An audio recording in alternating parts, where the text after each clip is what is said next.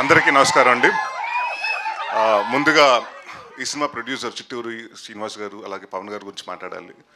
ఈ సినిమా అంటే మేము నా స్వామి రంగా రిలీజ్ అయ్యి ఆ రోజు ఈవినింగ్ సక్సెస్ మీట్ అన్నపూర్ణ స్టూడియోలో నుంచి అయిపోయిన తర్వాత కిందకు వస్తుంటే చిట్టూరి గారు పవన్ గారు వచ్చి మనం ఇంకో సినిమా చేద్దామని అప్పటి నుంచి అంటే మీకు ఏదైనా కథ నచ్చితే నాకు పంపించండి, లేకపోతే నాకు ఏదైనా నచ్చితే మీకు పంపిస్తామని చెప్పారు. సో అప్పటి నుంచి మేము దాదాపు ఒక 4-5-6 months 7 months చాలా రకరకాల కథలు విన్నాం. ఆయన విన్నారు, కొన్ని నేను విన్నాను. అలాగే స్టార్ట్ అయింది. ఒకరోజు సడన్గా ఫోన్ చేసేలాగా అనిల్ విశ్వనాథ్ గారి దగ్గర ఒక మంచి కథ ఉందండి, మీరు వింటే బాగుంటుంది అన్నారు. విన్నాను. అంటే ఇప్పటి వరకు నేను చాలా జానర్స్, అంటే నేను ఇప్పుడు కామెడీ సినిమాలు చేశాను, ఈ మధ్యకాలంలో కొంత సీరియస్ సినిమాలు చేస్తున్నాను. ఇప్పటి వరకు నేను ఎప్పుడు అంటే సస్పెన్స్ థ్రిల్లర్ చేయలేదు. సో ఫస్ట్ టైం ఈ జానర్ ట్రై చేస్తే బాగుంటుంది. అండ్ ఇది ఎలా ఉంటుందంటే మల్టీ లేయర్స్ కథలు జరుగుతుంటాయి, 4-5 కథలు జరుగుతుంటుంది. ఏ కథ ఎటు నుంచి లీడ్ అవుతుంది, ఏ కథ నాట్ ఓపెన్ అవుతుంది, ఏ కథ టై అవుతుందో తెలియదు. So it's very racy and అంటే చాలా అంటే కన్ఫ్యూజింగ్గా ఉంటుంది, కానీ ఇట్ విల్ బి వెరీ అంటే ఒక చిన్న ఎక్సైటింగ్గా ఉంటుంది. ఎలా రాసుకున్నారు అన్నది చిన్న ఆశ్చర్యం కూడా ఉంటుంది. అండ్ ఐ థింక్ అనిల్ గారు is done a fantastic job.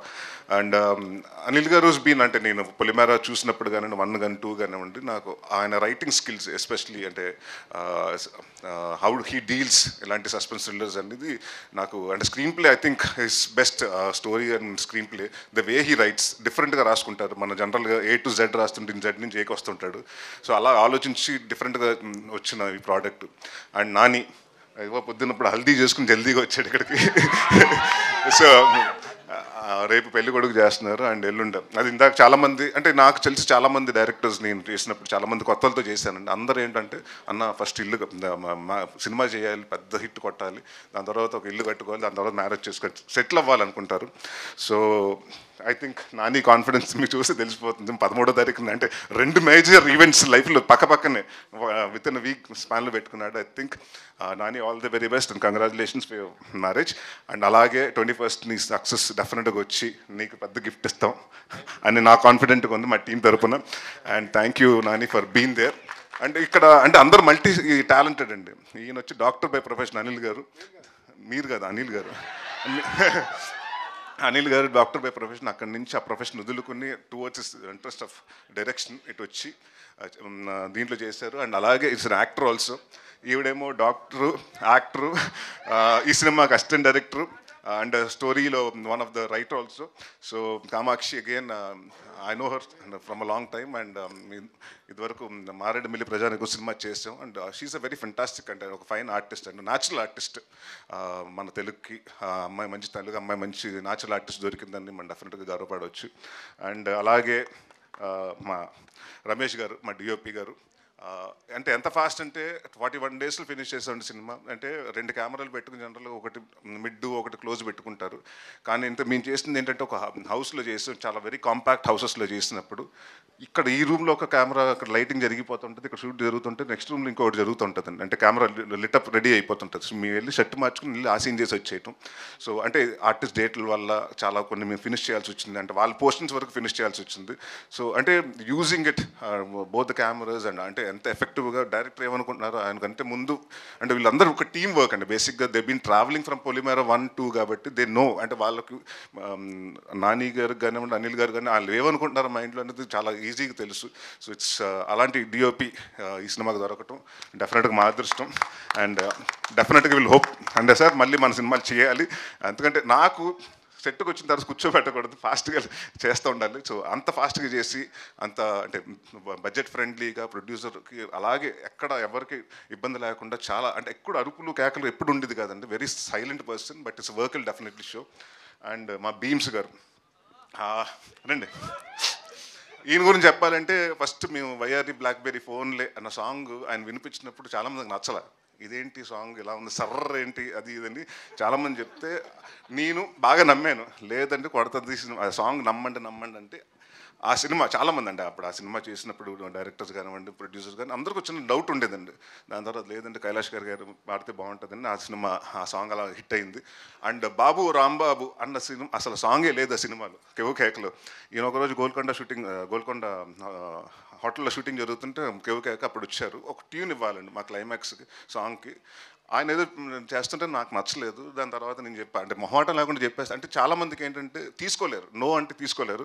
Bhishma గారికి అలాగ ఉండదు. బాగాలేదంటే అవునా బాగాలేదు ఇంకోటి చేసేద్దాం అంటారు. అక్కడప్పుడు కూర్చుని అంటే నేను ఫస్ట్ టైం నాకు బాగా గుర్తుండేది ఏంటంటే అక్కడ గోల్కొండ రూమ్లో కూర్చుంటే మేము భోజనం చేసిన తర్వాత ఒక కబోర్డ్ ఓపెన్ చేసి ఆ కబోర్డ్ నుంచి బాబు ఓ రామ్ బాబుని స్టార్ట్ చేశారు.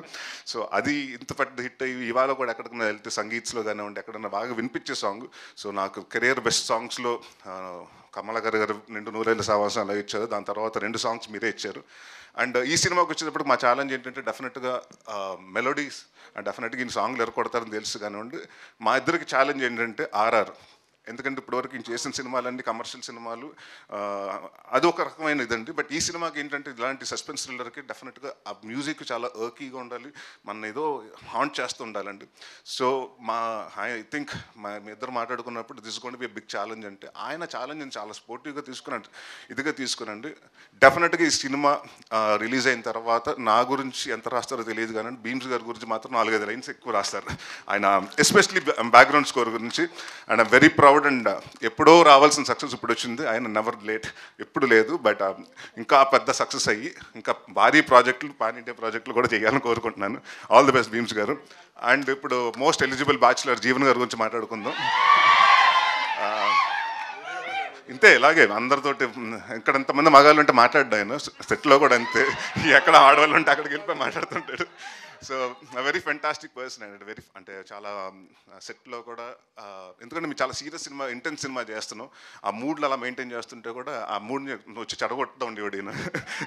చాలా అంటే చాలాసార్లు అంటే ఆయనకి ఏం లేదు, ఎవరన్నా ఒక జోక్ చెప్తే చాలా నవ్వేస్తుంటాడు, ఇంకంత స్పాయిల్ అవుతుంటుంది. బట్ వెరీ అంటే చాలా ఎంజాయ్ చేస్తాం. ఆయన వంటలు కూడా తినిపించారు తీసుకొచ్చి. Is a very good chef again, అంటే multi talented. Thank you sir, thank you sir. And thanks Rai. And ఆయన్ని మనం కమెడియన్గా చూస్తాం, విలన్గా చూస్తాం, బట్ ఈ సినిమాలో బి డిఫరెంట్ షేడ్ అండి. అండ్ ఈ సినిమాలు మీరు చూస్తున్నప్పుడు ఎవరు విలన్ అయి ఉంటారు, ఇంక్లూడింగ్ నేను అవ్వచ్చు, కామాక్షి అవ్వచ్చు, ఇంకొకరు అవ్వచ్చు, అందరు ఎవరు అవుతారో మీకు తెలియదు. So that suspense will definitely keep you thrill అని అనుకుంటున్నాను. అండ్ దేవ్ గారు ఆల్ ద వెరీ బెస్ట్ అండి. థ్యాంక్ యూ ఫర్ 2 మంచి సాంగ్స్ ఇచ్చారు, అంటే మీరు రాశారు, చాలా మంచి లిరిక్స్తో రాశారు. So thank you. I wish you a very bright future. ఈ సినిమా 21వ తారీఖున మీ ముందుకు వస్తుందండి. సో డెఫినెట్గా మాట్లాడదాం, దాని గురించి మాట్లాడదాం. అండ్ డెఫినెట్గా ఈ సినిమా 21ని వస్తుంది. ఈ సినిమా చూసి మీరు డెఫినెట్గా ఒక 2-3 చోట్ల అయితే జర్క్ అవుతారు, అది అయితే నేను రాసిస్తాను. సో 21 నవంబర్ థియేటర్కి వచ్చి 12 రైల్వే కాలేజ్ చూడండి, మమ్మల్ని బ్లెస్ చేయండి, మా పెళ్ళికొడుకుకి పెద్ద గిఫ్ట్ ఇవ్వండి. Thank you.